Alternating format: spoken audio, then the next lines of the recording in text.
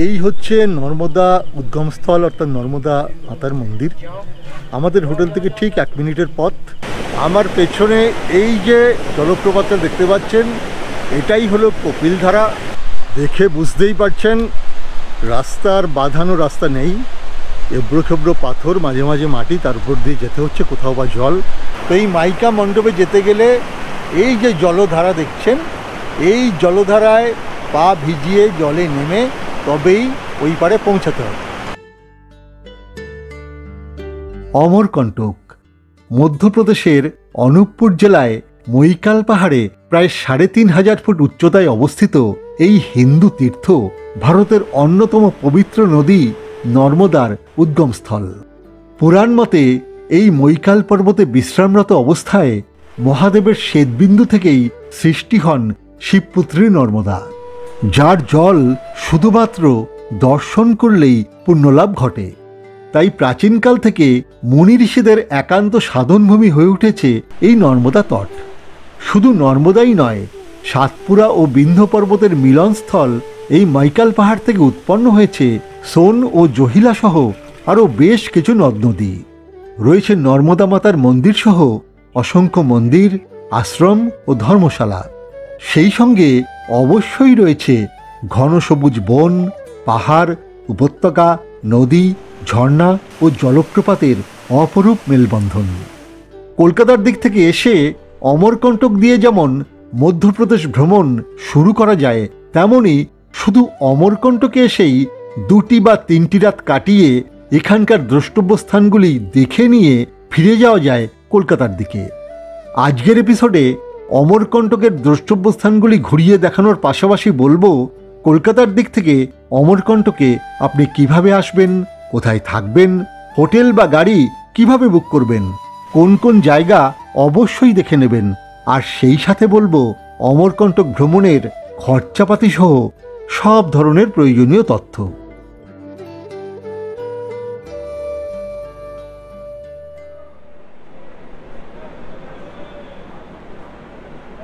এখন ঘড়িতে ঠিক 12:30। আমরা বিলাসপুরে পৌঁছে গেছি। ট্রেন ঠিক 3.5 ঘন্টা লেট করলো। তো স্টেশনের বাইরেই আমাদের ভাড়া করা গাড়ি রয়েছে, সেই গাড়ি নিয়ে আমরা চলে যাব অমরকণ্টক। অমরকণ্টকের সবচেয়ে কাছের স্টেশন 30 কিলোমিটার দূরের পেন্ড্রা রোড।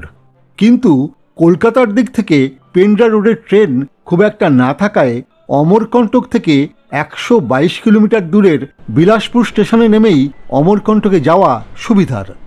এজন্য কলকাতার দিক থেকে আপনি ধরতে পারেন মুম্বাই মেল কিংবা আজাদ হিন্দ এক্সপ্রেস সহ আরও বেশ কটি ট্রেন। তার মধ্যে আমরা এসেছি আজাদ হিন্দ এক্সপ্রেসে চেপে। ট্রেনটি হাওড়া থেকে রাত 9:40 ছেড়ে পরদিন সকাল 9টায় বিলাসপুরে পৌঁছায়। কলকাতার দিক থেকে বিলাসপুরে আসার জন্য বেশ কটি ট্রেনের সময় সারণী আমি স্ক্রিনের উপর দিয়ে রাখলাম, আপনার সুবিধা মতো টিকিট কেটে নেবেন। এ বাদে শনিবার ও রবিবার 2টি ট্রেন শালিমার থেকে ছেড়ে পেন্ড্রা রোডে আসে। সেই 2টি ট্রেনেরও সময় সারণী আমি স্ক্রিনের উপর দিয়ে রাখলাম।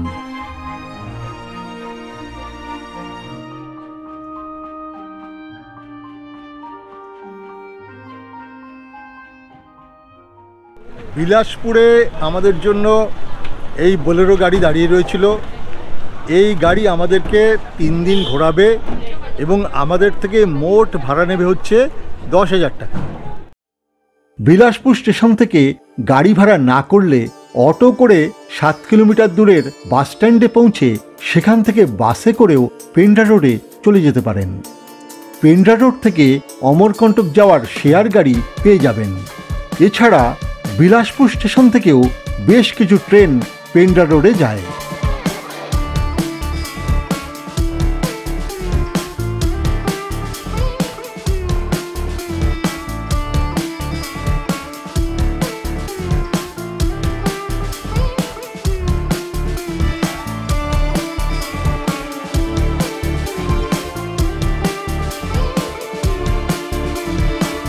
বিলাসপুর শহর পেরিয়ে গাড়ি ছুটে চলবে অমরকণ্টকের দিকে।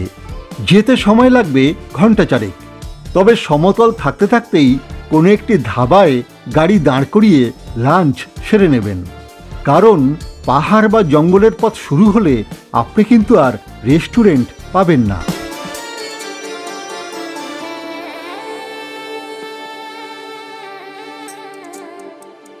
জঙ্গলে ঘেরা রাস্তা দিয়ে চলতে চলতে আমরা এসে পৌঁছালাম এই বনাঞ্চল রেস্টুরেন্টে। এখানেই আমরা দুপুরের খাবার খাবো। এখন প্রায় 2টো বাজে, খিদে পেয়েছে। তো চলুন দেখা যাক কি পাওয়া যায়।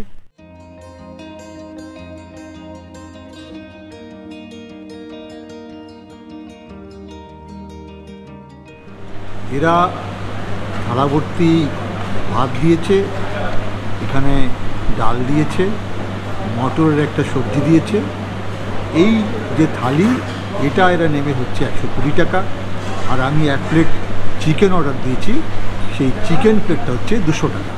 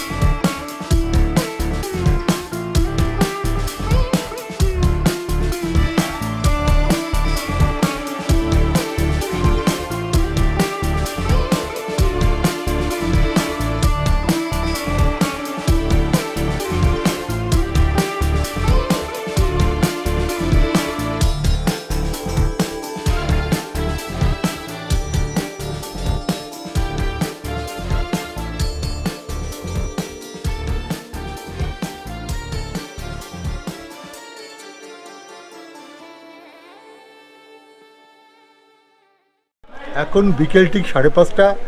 আমরা আমাদের অমরকণ্টকের যে হোটেল, সেই মহেন্দ্রম বিশ্রাম গিয়ে পৌঁছে গেছি। তো আমরা এখন হোটেলে চেক ইন করবো এবং আপনাদের ঘরটা দেখাবো।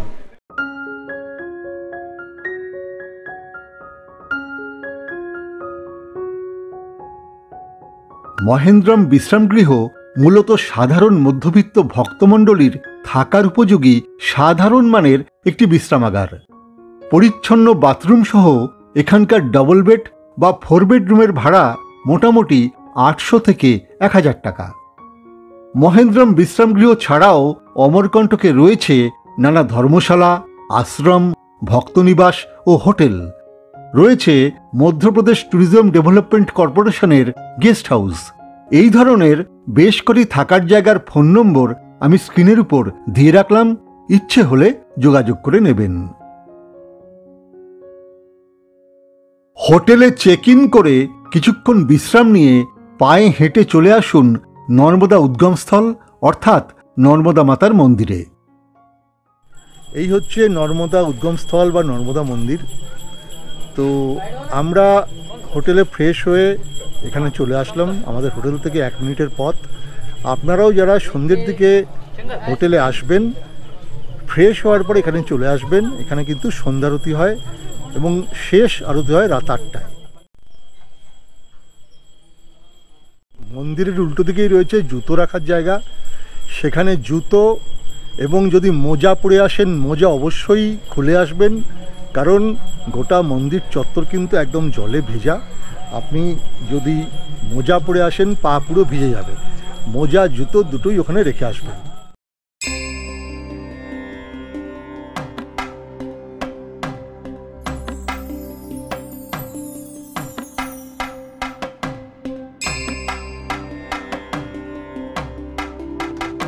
পুরাণ মতে সমুদ্র মন্থনের ফলে উদ্ভূত বিষ নিজ কণ্ঠে ধারণ করার পর মহাদেব বিষের জ্বালা নিবারণের জন্য অশান্ত চিত্তে বিভিন্ন লোকে ভ্রমণ করতে করতে এই মৈকাল পাহাড়ে এসে উপস্থিত হন। এখানে তিনি দীর্ঘকাল সমাধিস্থ থাকার সময় তার কণ্ঠ থেকে যে শ্বেতবিন্দু নিঃসৃত হয়, তার থেকেই কন্যারূপী মা নর্মদার উৎপত্তি ঘটে। মা নর্মদা মহাদেবের কণ্ঠ থেকে নিঃসৃত হওয়ার কারণে এই স্থান অমরানাং কণ্ঠ বা অমরকণ্ঠ, যা পরে অমরকণ্টক নামে প্রসিদ্ধি লাভ করে। সমাধি থেকে উত্থিত হয়ে মহাদেব তার পরমসুন্দরী কন্যা নর্মদাকে দেখে উৎফুল্ল হন ও বিষের প্রভাব থেকে মুক্ত হন। ভগবান শিবকে নর্ম অর্থাৎ সুখ ও আনন্দ প্রদান করার কারণে শিব তার নাম রাখেন নর্মদা। নর্মদা এরপর কঠোর তপস্যায় ভগবান শিবকে সন্তুষ্ট করে বর লাভ করেন। শিবের বরে নর্মদা হন নদীশ্রেষ্ঠা, অর্থাৎ সকল নদীর মধ্যে সর্বাধিক পুণ্যতোয়া। পুরাণ মতে অন্যান্য নদীতে স্নান করলে যে পুণ্য লাভ হয়, নর্মদার জল শুধুমাত্র দর্শনেই সেই পরিমাণ পুণ্যলাভ ঘটে। নর্মদার সেই পুণ্য জলের উৎসই এই মন্দির প্রাঙ্গণ।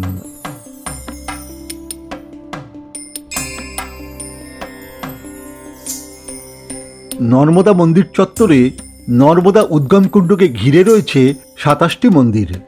এর মধ্যে প্রধান মন্দিরে বিরাজমান রয়েছেন মাতা নর্মদা। এই নর্মদা মন্দির ৫১ সতীপীঠের অন্যতম একটি সতীপীঠ। এখানে মাতা সতীর ডান নিতম্ব পড়েছিল বলে কথিত। এই সতীপীঠের ভৈরব হলেন ভদ্রসেন। নর্মদা মন্দির চত্বরে এছাড়াও রয়েছে পার্বতী মন্দির, অমরকণ্ঠেশ্বর মন্দির, কার্তিক মন্দির, অন্নপূর্ণা মন্দির সহ মোট ২৭টি মন্দির। নর্মদা মন্দির খোলা থাকে ভোর ৬টা থেকে রাত্রি ৯টা পর্যন্ত।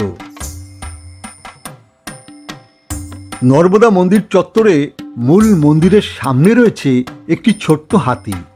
মানুষের বিশ্বাস, এই হাতির ৪ পায়ের ফাঁক দিয়ে গলে যেতে পারলে অক্ষয় পুণ্যলাভ হয় ও নর্মদা মাতা ভক্তকে সকল পাপ থেকে মুক্ত করেন।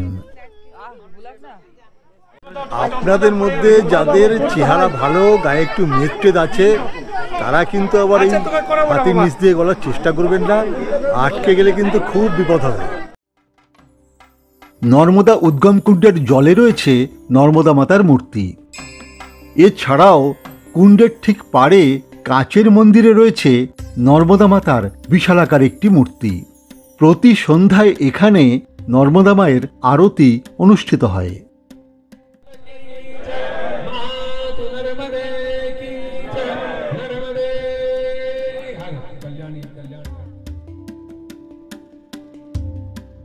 আরতি দেখে নিয়ে ফিরে চলুন হোটেলে।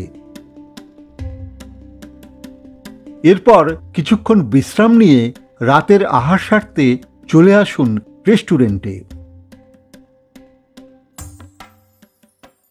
এখানে রয়েছে বেশ কিছু হোটেল রেস্টুরেন্ট, যেখানে চা, জলখাবার, খাবার সব পাওয়া যায়।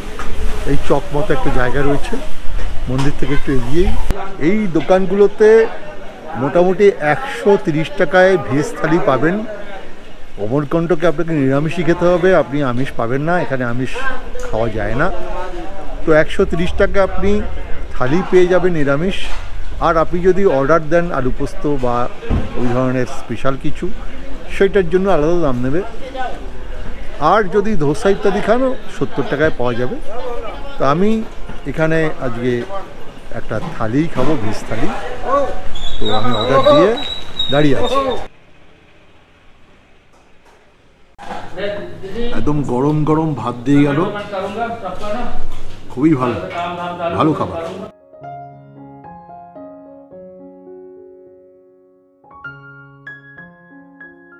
ডিনার সেরে নিয়ে আবারও ফিরে চলুন হোটেলে।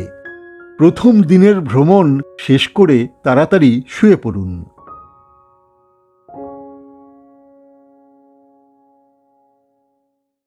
অমরকণ্টক ভ্রমণের দ্বিতীয় দিনে ভোর ভোর উঠে রওনা দিন নর্মদা মন্দির চত্বরের উদ্দেশ্যে।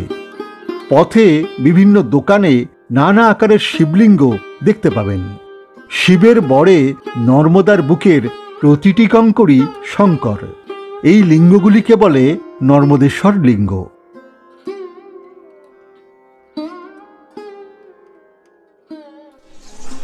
আমি এখন চলে এসেছি নর্মদা মায়ের মন্দির চত্বরে। মন্দির চত্বরে ঢুকেই ডান দিকে রয়েছে পূজা সামগ্রীর দোকান। এখানে ৫০ টাকা, ১০০ টাকা বা বিভিন্ন মানের ডালা রয়েছে। আপনারা এখান থেকে ডালা সংগ্রহ করে মন্দিরে গিয়ে মায়ের পুজো দেবেন। দোকান থেকে ডালা সংগ্রহ করে ঢুকে পড়ুন মন্দির চত্বরে। এই নর্মদা মন্দির কে কবে প্রথম নির্মাণ করেন সে সম্পর্কে কোনো প্রামাণ্য তথ্য পাওয়া যায় না। কথিত যে রেবা নায়েক নামে এক দরিদ্র ওষুধি বিক্রেতা জঙ্গলে ওষুধি সংগ্রহের সময় বাঁশবনের ভিতর জলের এই কুণ্ডটি আবিষ্কার করেন ও মায়ের আদেশে প্রথম আদি মন্দিরটি নির্মাণ করেন। সেই মন্দির কালের নিয়মে লুপ্ত হলে ১০ম থেকে ১১শ শতাব্দীর মধ্যে কলচুরি রাজারা এখানে বেশ কিছু মন্দির নির্মাণ করেন। পরবর্তীকালে নাগপুরের ভোঁসলে রাজারা ও তারও পরে ১৯৩৯ খ্রিস্টাব্দে রিবার মহারাজা গুলাব সিংহ কুণ্ডসহ পাঁচিল ঘেরা এই নর্মদা মন্দির কমপ্লেক্স নবরূপে নির্মাণ করিয়ে দেন। মন্দিরে প্রবেশ করে ডালা হাতে দাঁড়িয়ে পড়ুন লাইনে।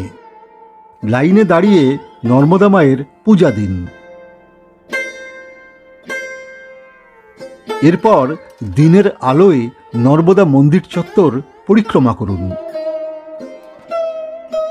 ইচ্ছে হলে উদ্গম কুণ্ড থেকে জল সংগ্রহ করতে পারেন, তবে এই কুণ্ডে স্নান করা সম্পূর্ণ নিষিদ্ধ। তাই স্নান করতে হলে নর্মদা মন্দিরের প্রবেশদ্বার পেরিয়ে চলে আসুন ঠিক উল্টো দিকের কোটি তীর্থের দুটি বাঁধানো কুণ্ডে। নর্মদা মন্দিরের ভিতরে যে কুণ্ড আছে সেখানে যেহেতু স্নান নিষিদ্ধ, সেহেতু মন্দিরের ঠিক বাইরেই এখানে দুটি কুণ্ড রয়েছে। এই কুণ্ডটি পুরুষদের জন্য আর ওদিকের কুণ্ডটি মহিলাদের জন্য। আপনি এখানে স্নান করতে পারেন।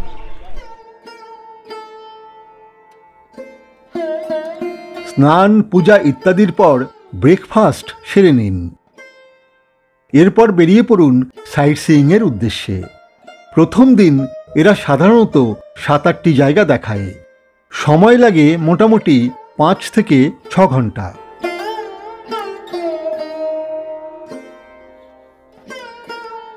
আমরা আজ সবার প্রথমেই চলে এসেছি এই কল্যাণ সেবা আশ্রমে। এই আশ্রমের প্রতিষ্ঠাতা কল্যাণ দাস বাবাজি একসময় এখানে শাল গাছের নিচে তপস্যা করতেন। পরবর্তীকালে তিনি ১৯৭৮ সালে এই মন্দির বা আশ্রম প্রতিষ্ঠা করেন। একটা বড় জায়গা, বিশাল জায়গা নিয়ে আমরা সেটা এখন ঘুরে দেখব।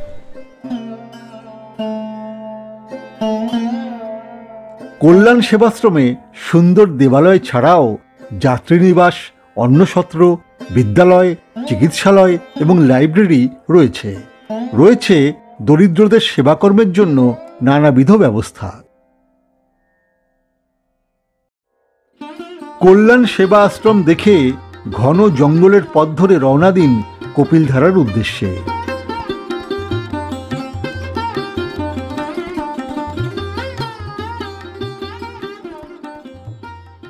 কপিলধারা যাওয়ার পথের দুপাশে রয়েছে ঘন বনাঞ্চল, ডান দিকে বাঁদিকে, তার মাঝখান দিয়ে বাঁধানো পথ। আমরা আস্তে আস্তে সেই পথ ধরে এগোচ্ছি। কপিলধারা যাওয়ার পথের ডান দিকে যে সরু জলধারা বয়ে চলেছে এটিই হলো নর্মদা নদী। সেই নদীরই জলপ্রপাত কপিলধারা, যা দেখার জন্য রয়েছে গ্লাস ব্রিজ। টিকিট জনপ্রতি ১০ টাকা। আমার পেছনে এই যে জলপ্রপাতটা দেখতে পাচ্ছেন এটাই হলো কপিলধারা। কথিত যে কপিল মুনি এখানে ১২ বছর তপস্যা করেন, যার জন্য এই ফলসের নাম হয়েছে কপিলধারা।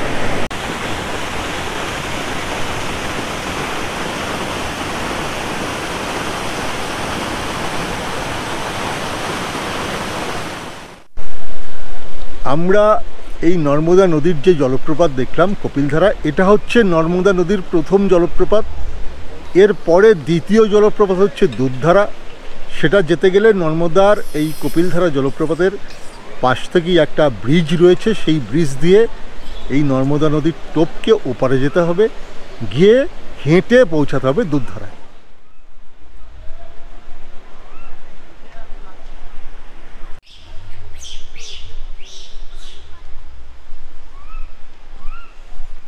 নর্মদা নদীর ব্রিজ পেরিয়ে প্রথমেই রয়েছে বাঁদিকে কপিল মুনির পদচিহ্ন, যেটা জলের মধ্যে, আর এইখানে ডান দিকে রয়েছে কপিলেশ্বর মহাদেব মন্দির, আর আমার সামনে রয়েছে কপিলধারা মন্দির বা কপিল মুনির মন্দির। কপিল মুনি, দুর্বাসা মুনি, মার্কেন্ড মুনি সহ নানা মুনি ঋষি এই নর্মদা তটে তপস্যা করেছেন। অমরকণ্টক জুড়ে তাই দেখতে পাবেন এরকমই প্রাচীন মুনি ঋষি মহাত্মাদের সাধনস্থল। কপিল মুনির আশ্রম দেখে আমরা আস্তে আস্তে নেমে চলেছি দুধধারার পথে। প্রায় 1 কিলোমিটার পথ এই আশ্রম থেকে দুধধারা, এবং প্রথম দিকটা সিঁড়ি করা আছে, শুনেছি পরবর্তী অংশটুকু সিঁড়িও নেই, তো এবড়ো খেবড়ো পাথর হবে। আমরা সেই পথে এখন নেমে চলেছি। নর্মদা তটের বিপদসংকুল পথ ধরে ভক্তরা নর্মদা নদী পরিক্রমা করেন। গৃহীরা সাধারণত 5 দিনের পঞ্চকোশী পরিক্রমা করেন। এছাড়াও গুজরাটের সাগর সঙ্গম হয়ে সম্পূর্ণ নর্মদা পরিক্রমার রীতিও রয়েছে। মানুষের বিশ্বাস, মায়ের কৃপায় পরিক্রমাকারীরা সমস্ত বিপদ থেকে রক্ষা পান ও মনে এক পরম আনন্দ অনুভব করেন। নর্মদার তীর ধরে কপিলধারা থেকে দুধধারার এই 1 কিলোমিটার হাঁটা পথে আপনি সামান্য সময়ের জন্য হলেও সেই আনন্দ লাভ করতে পারেন। দেখে বুঝতেই পারছেন রাস্তার বাঁধানো রাস্তা নেই, এবড়ো খেবড়ো পাথর, মাঝে মাঝে মাটি, তার উপর দিয়ে যেতে হচ্ছে, কোথাও বা জল, আর বাঁ পাশ দিয়ে বয়ে চলেছে নর্মদা নদী।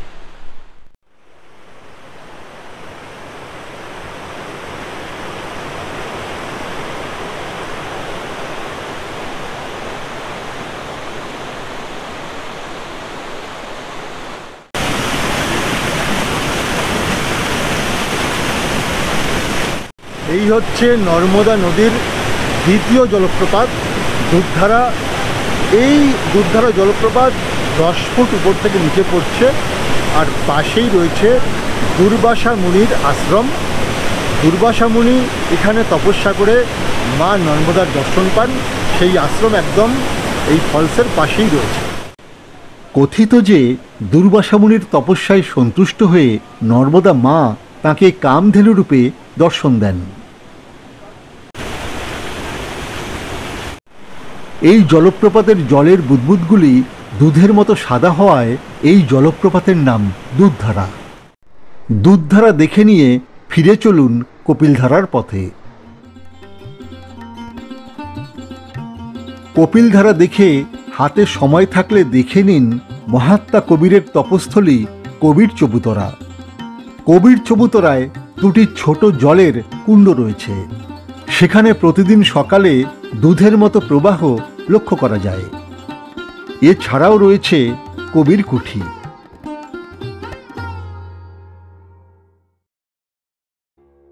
কপিলধারার দিকটা দেখে নিয়ে ফিরে আসুন নর্মদা মন্দিরের কাছে। এখানে রয়েছে 1015 থেকে 1072 খ্রিস্টাব্দের মধ্যে কলচুরির রাজা গাঙ্গেয়দেব ও কর্ণদেবের আমলে তৈরি প্রাচীন মন্দিরগুচ্ছ। এই মন্দিরগুলি ভারতীয় পুরাতাত্ত্বিক সর্বেক্ষণ সংস্থার রক্ষণাবেক্ষণে রয়েছে। ঢুকতে জনপ্রতি 25 টাকার টিকিট লাগে। ভিতরে রয়েছে পঞ্চমাতা মন্দির, পাতালেশ্বর মহাদেব মন্দির, জহিলা মন্দির, শিব মন্দির, বিষ্ণু মন্দির এবং কর্ণ মন্দির। রয়েছে আদি শঙ্করাচার্য প্রতিষ্ঠিত সূর্যকুণ্ড। মন্দিরগুলি খোলা থাকে সকাল 8টা থেকে সন্ধে 6টা পর্যন্ত। কলচুরি মন্দির দেখে নিয়ে চলে আসুন সর্বদয়া দিগম্বর জৈন মন্দিরে। 151 ফুট উঁচু 11 তলা বিশিষ্ট রাজস্থানী মার্বেল দিয়ে বানানো এই মন্দিরের কাজ 2001 সাল থেকে এখনও চলছে। প্রকল্পটিতে প্রায় 20 কোটি টাকা ব্যয় হতে পারে। মন্দিরে রয়েছে ভগবান আদিনাথের 24 টন ওজনের এক বিশাল মূর্তি। সর্বদা জৈন মন্দিরের সামনেই রয়েছে বেশ কিছু মনোহারী দোকান। এখানে কাচের চুড়ি, আংটি, বা নানা মনোহারী জিনিস পাওয়া যায়। আপনার ইচ্ছে করলে এখান থেকে কেনাকাটা করতে পারেন বা ঘুরে দেখতে পারেন।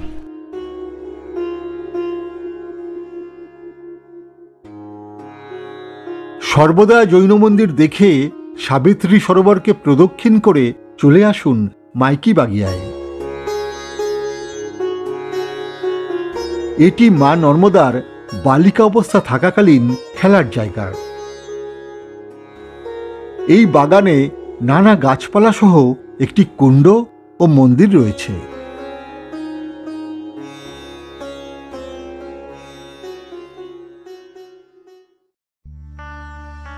মাইকি বাগিয়া দেখে নিয়ে জঙ্গলের পথ ধরে চলুন সোনমুড়ার দিকে।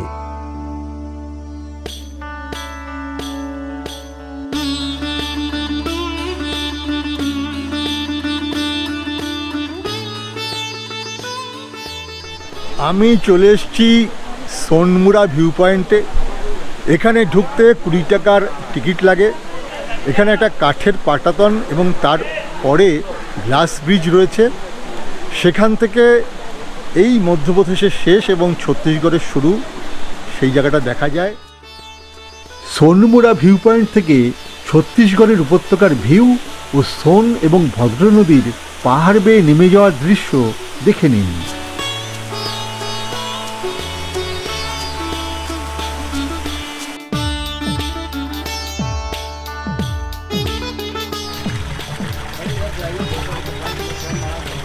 এখানে রয়েছে একটা ছোট্ট মুখ যেখান দিয়ে জল বেরোচ্ছে। এটাই হচ্ছে সোন নদীর উদ্গমস্থল। এখান থেকে সোন নদী বেরিয়েছে। সামনে রয়েছে ভদ্র নদীর উদ্গমস্থল, একদম সামনেই। এই দুই নদী মিলিত হয়ে পাহাড় বেয়ে নিচে নেমেছে, ছত্তিশগড় পেরিয়ে একদম গঙ্গায় গিয়ে মিলিত হয়েছে। আর এই যে জায়গাটা, এর ভেতরে তাকালে ভদ্র নদীকে অত্যন্ত সরু ধারায় বেরোতে দেখা যাচ্ছে। এটা হচ্ছে ভদ্র নদীর উদ্গমস্থল। এই সোন আর ভদ্র মিলিত হয়ে পাহাড় বেয়ে নিচে নেমেছে।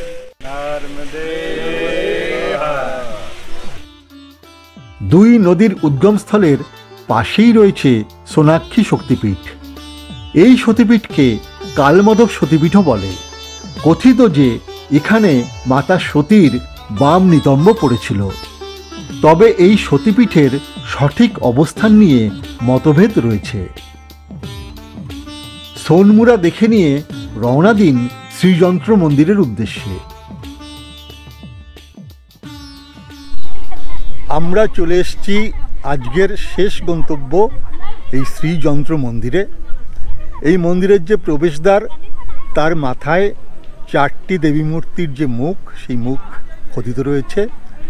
দেবীরা হলেন লক্ষ্মী, সরস্বতী, কালী এবং ভুবনেশ্বরী। শ্রীযন্ত্র মন্দিরের গঠন শ্রীযন্ত্র বা শ্রীচক্রের মতো। এই মন্দিরটির নির্মাণ কাজ বছরে শুধুমাত্র পুষ্য নক্ষত্রের 4-5 দিন ধরেই চলে। ফলে 1991 সাল থেকে এই মন্দিরটির কাজ আজও চলছে। মন্দিরের প্রবেশদ্বারে নানা ভাস্কর্য থাকলেও মন্দিরের ভিতরে প্রবেশ করা যায় না। শ্রীযন্ত্র মন্দির দেখে দুপুর বিকেল নাগাদ লাঞ্চ সেরে চলে আসুন নর্মদা নদীর গতিপথে অবস্থিত পুষ্কর সরোবরে। এখানে নর্মদা নদীর উপরে রয়েছে নবনির্মিত রামঝুলা ব্রিজ, রয়েছে স্নান করার ঘাট, আর ওপারে রয়েছে ছোট্ট একটি উদ্যান। নর্মদা নদীর উপর এই যে ব্রিজ, এই ব্রিজে ওঠার জন্য 10 টাকার টিকিট লাগে। এই সেই টিকিট ঘর। আমরা জনপ্রতি 10 টাকার টিকিট করে এখন নর্মদা ব্রিজের উপরে উঠব।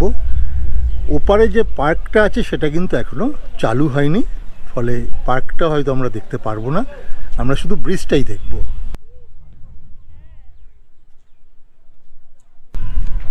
আপনারা কিন্তু হাতে সময় থাকলে অবশ্যই এই ব্রিজটায় আসবেন। এই ডান দিকে নদীর মধ্যে রয়েছে শিবের একটা বড় মূর্তি, আর আমার বাঁ দিকে শহরটা দেখা যাচ্ছে, ওপারে পার্ক দেখা যাচ্ছে। খুব সুন্দর দৃশ্য।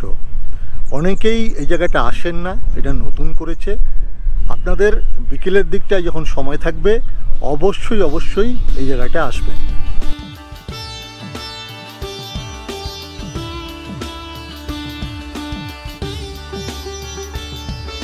নর্মদার ব্রিজ দেখে ফিরে চলুন হোটেলে।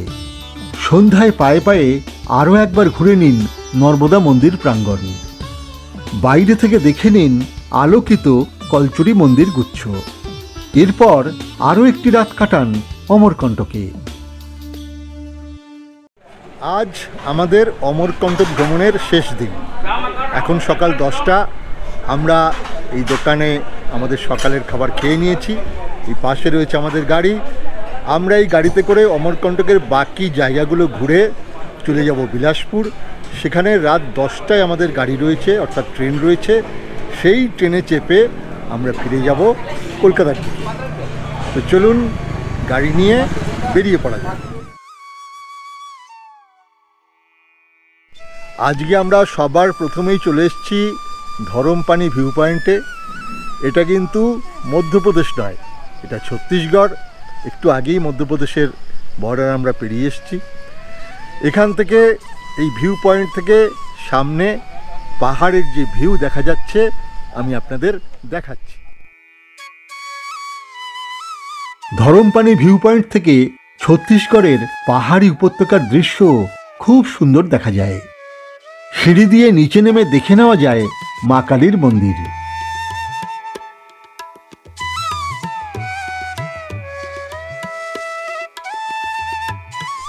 ধরমপানি দেখে আমরা চলে এসেছি এই জালেশ্বর ধামে।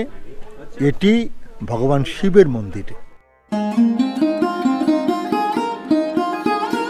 কথিত যে ত্রিপুরাসুরের ত্রিপুর বিনাশ করার জন্য মহাদেব এই জায়গায় কঠোর তপস্যা করেন।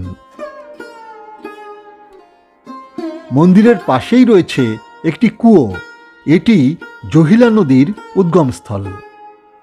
জালেশ্বর মহাদেব মন্দিরের ঠিক উল্টো দিকেই রয়েছে মা অন্নপূর্ণার মন্দির, আর একটু দূরে আমার পেছনে রয়েছে দুর্গা মন্দির।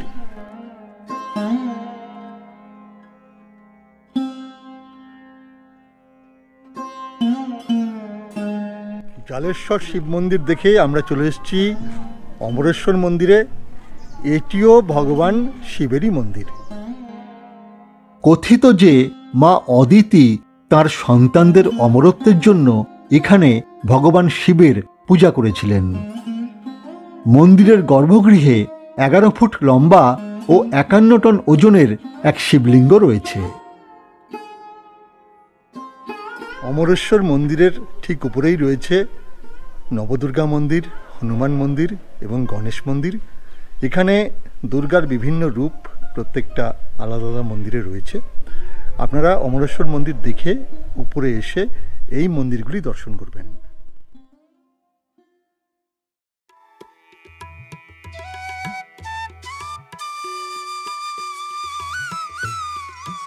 অমরেশ্বর মন্দির দেখে আমরা চলে এসেছি এই দুর্গা মন্দির আর দুর্গাধারা ফলসের সামনে। আগে আমরা এই দুর্গা মন্দির দর্শন করব, তারপর ফলস দেখব। এই ফলসের নাম দুর্গাধারা ফলস। এই দুর্গা মন্দিরের নাম অনুসারেই ফলসের নাম হয়েছে দুর্গাধারা।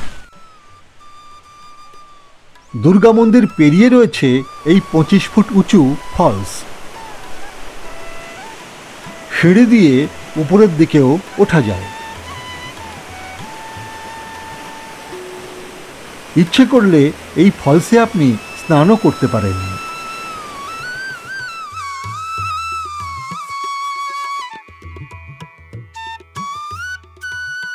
আমরা চলে এসেছি আজকের এবং আমাদের ট্যুরের শেষ গন্তব্য মাইকা মণ্ডপে। তো এই মাইকা মণ্ডপে যেতে গেলে এই যে জলধারা দেখছেন, এই জলধারায় পা ভিজিয়ে জলে নেমে তবেই ওই পারে পৌঁছাতে হবে। এই জলধারার নাম অমরাবতী গঙ্গা। দড়ি ধরে সেই নদী পেরিয়ে পৌঁছে যান মাইকা মণ্ডপে। কথিত যে এই মণ্ডপে সোনভদ্রের সাথে নর্মদা মাতার বিবাহের প্রস্তুতি চলছিল, কিন্তু ঘটনাচক্রে সেই বিবাহ আর হয়নি। এই নিয়ে নানা কাহিনী প্রচলিত রয়েছে। আমি মাইকা মণ্ডপ দেখে এখন সিঁড়ি দিয়ে নেমে চলেছি মাইকা গুফার দিকে। সেখানে মায়ের আসন রয়েছে।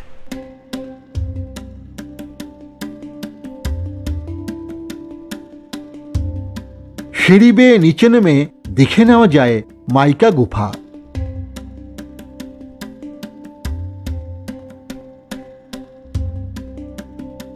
এখানে পাথরের গায়ে রয়েছে মায়ের বিয়ের জন্য বাটা হলুদের দাগ। এছাড়াও অমরাবতী গঙ্গার পাড়ে পাথরের নানা গর্ত ও কাঠামোকে বিয়ের জন্য আনা হাঁড়ি, কড়াই, আটার লেচি ইত্যাদি বিভিন্ন বিষয় বলে মনে করা হয়।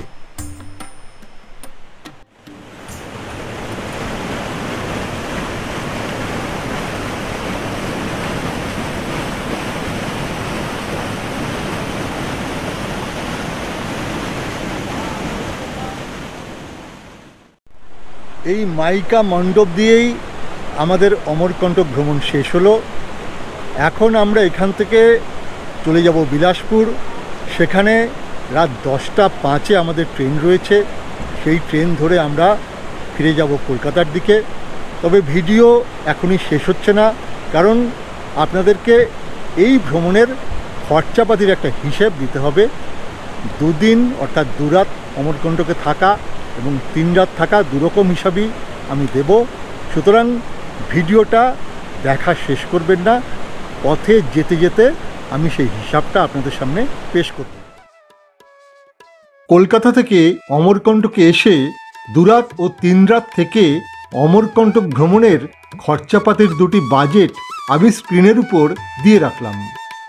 আজকের ভিডিও এখানেই শেষ করছি। ভিডিওটি যদি ভালো লাগে তবে একটা লাইক দিয়ে চ্যানেলটি সাবস্ক্রাইব করে সঙ্গে থাকুন ও আপনার মূল্যবান মতামত নিচের কমেন্ট বক্সে লিখে জানান। দেখা হচ্ছে এমনই কোনো ভ্রমণমূলক পর্বে। সকলে সুস্থ থাকুন এবং অবশ্যই ভালো থাকুন।